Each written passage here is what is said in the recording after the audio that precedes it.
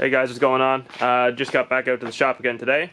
As you can see from that intro, I drove my own truck out here because it's really nice out this week and I want to get some seat time in it just because we only get a couple good months a year, so I may as well use it. It's covered in bugs now, but whatever. So today I don't really have any specific plan of what I'm doing. This truck here, I just got to finish a couple of spots in the bay and then it's ready for its next coat of primer. So that I may just do that tomorrow probably. Get it all prepped today. And then just needs some seam sealer and then another coat. I'm also going to fit the lip today. It has some holes already drilled from when he had a duckbill on it, but I don't know if they're in the right spot or not. I'm going to have to fit it up and see exactly how it fits. And then after that, I might do a little bit of work on the Doka. I'll just see if I can get it to return over or something like that. I was trying the other day. The ignition switch was bad, but I put a new one in it, and then it still wouldn't crank. So I'm going to check like the actual wiring back to the starter, see if it works. Also, was going to say, if people were interested in my Caddy, I'll do a full breakdown video if people comment that they want me to do that. It's got a lot of weird stuff I did on it differently, like it's got hidden heater controls, like the actual valves and everything, hidden stereo, yeah, I don't know. It's got some weird stuff that might help people if they're trying to build one of these, but yeah, just let me know. Make one if you want. I got a little bit ahead of myself and I just kind of taped the lip on to see what it looked like. And it looks like I am going to be doing some welding. The holes that were drilled were definitely too high up, for, well, at least for this style lip. So it looks like I will be filling them in with some metal and then re-drilling to lower the lip down to about there. Not a huge, well, you can see over here too, but not a huge difference, but that inch or so, inch or so difference kind of does make a big difference when you look at it from the front, especially if you can almost see the metal lip underneath. It looks stupid. So I guess I'm going to be doing some welding today and some grinding and all that fun stuff. Alright, thought I was done with that for here, but we'll get to her. Alright, so the first step to filling these holes in, I'm just cleaning up around it with a wire wheel. That epoxy primer is actually pretty tough that's on there, so I had to speed this up. But basically you just want a clean surface to weld to. It helps you, keeps your weld from splattering or anything like that. Here's just another view of a different hole. It's actually two holes. You just basically want a really clean prepped surface. Alright, so when it comes to welding this stuff, what you want to do is just barely tack it. As you can see, I'm just tapping the trigger of the welder every couple of seconds. This is just because you want to keep it cool as possible. If you don't, your panel's going to warp really easily, especially with this thin metal. You can see here that I'm using an air gun to blow it off. Sometimes you can actually see the panel warp as you weld it, and then when you cool it, you'll see it kind of pull back to its original spot. Helps it not oil can and stuff like that. And then the final step is just cleaning off your weld. This one I'm using a cheap belt sander from, I think it's just Princess Auto. It was like 20 bucks or something. But using 3M belts, I find makes a really big difference. They last long and they cut really quickly. And it also gives you a lot of precision, this tool. You can just kind of go easy pressure if you don't want to take too much off. I've had really good luck with it. Alright, so I finished that, filling those holes in. They turned out good as I could hope for. I'm going to prime over that whenever I do the rest of the engine bay, and then I'll be able to come back and do any touch-ups I need to smooth them out. Alright, so now on to, there's two spots I think I put a little drop of filler on there yesterday. Just going to smooth those out, and that should be it for now.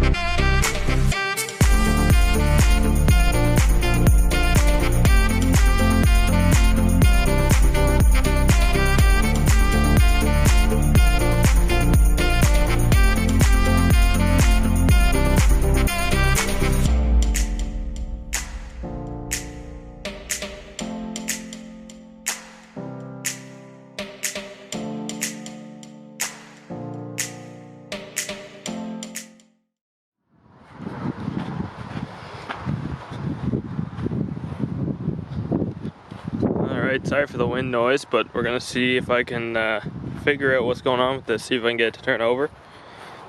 I'd like to know if the engine is worth saving or if it's not worth saving, I guess.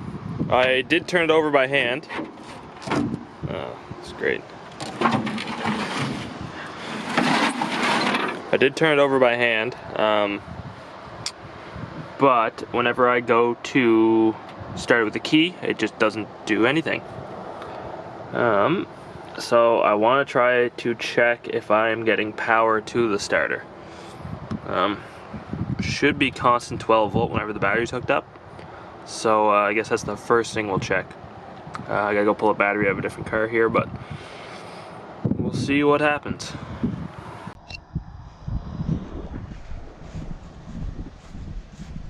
First, I gotta open this up.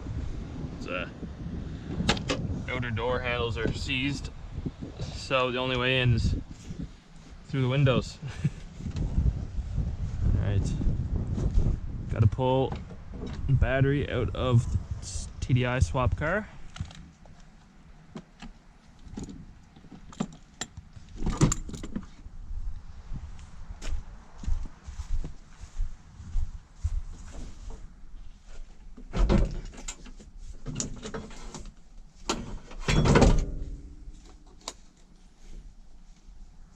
Just get over these on for the time being.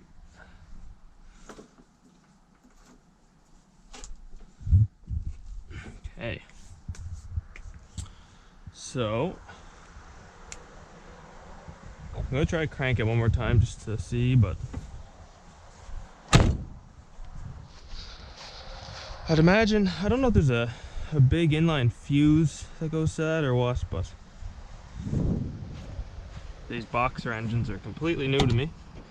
Never touched one before. I also pulled the cover off that. I guess it's the brake master and the clutch master, or reservoir is there, but it's empty. I'm pretty sure I saw a pair of vice grips hanging off the bottom of this. So the brakes are probably completely leaked out, and that's probably why it doesn't have clutch or brakes. So I have to look into that too. Holy, that key is hot. Ow. This is really hot up here. Whew. Okay, so got radio. Nothing when I turn the key. So we will go and see if we have 12 volts going to the back. All right.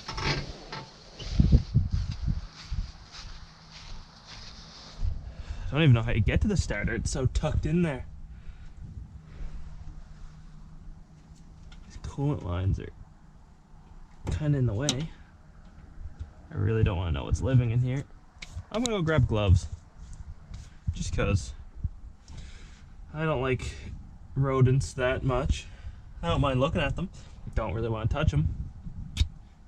All right, I'll be back. All right. I don't know how the audio is in the GoPro, but I can get to the starter from the side through the wheel well here. So we'll try that and see if we get any life out of it. Don't know, maybe who knows, the starter could be seized. It's been sitting for 20 years, so I don't have a whole lot of hope for it. Oh, she's crusty. Okay, so see the post that I gotta get to.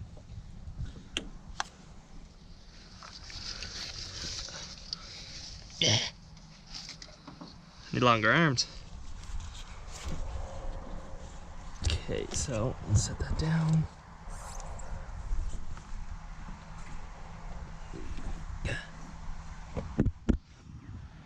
Okay, that's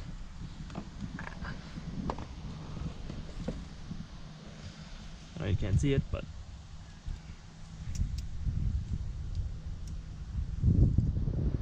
so as far as I can tell, ain't nothing going to that starter. So that means that there's a break-in connection in that line somewhere. So now I gotta track down where that runs. Alright, well, I'm gonna go start the battery. I would say that's probably the best place to start. Do my ghetto open here. Mervin. One. And I'll get this one open too. I really want to pull this tint off. It's so ugly. There's fingerprints in it too. But yeah. So. Oh great. Probably runs right down underneath.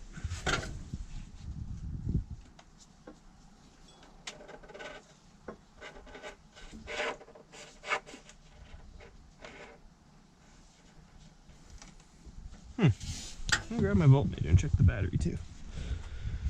I had it in other stuff and it was working, but who knows?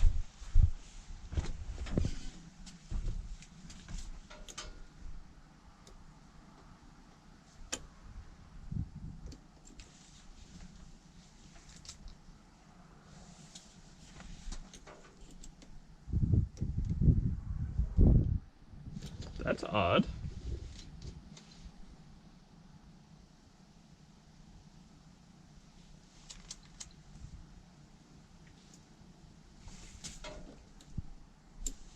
I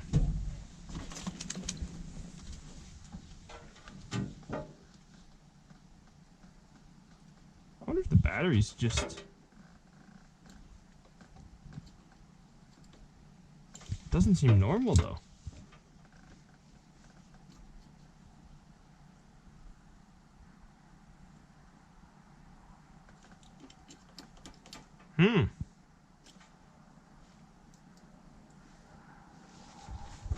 I don't know if my multimeter is working correctly. I'm going to switch sides.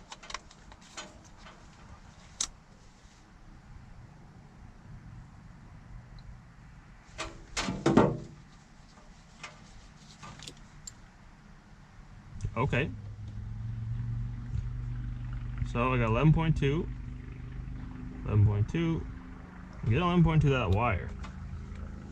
Now let's go and try that again because the voltmeter was not set up properly somehow. Someone must have unplugged it when I wasn't using it. Alright, so we'll ground it out anywhere. Shove her in the hub there. Let's put our arm in and try to get a reading on it.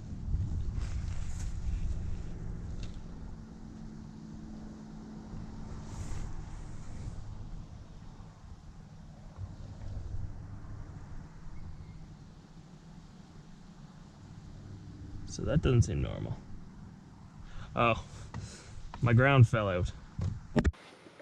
Alright guys, so that's it for today.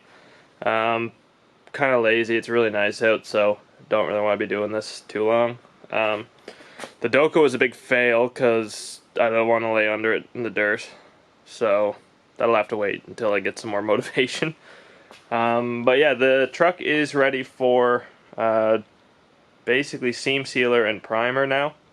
Well, the front half of it. Probably start that tomorrow. But as far as the filler work goes and prepping and everything like that, it's done. So anyway, thanks for watching. Maybe I'll be a little more productive next time. Have a good one.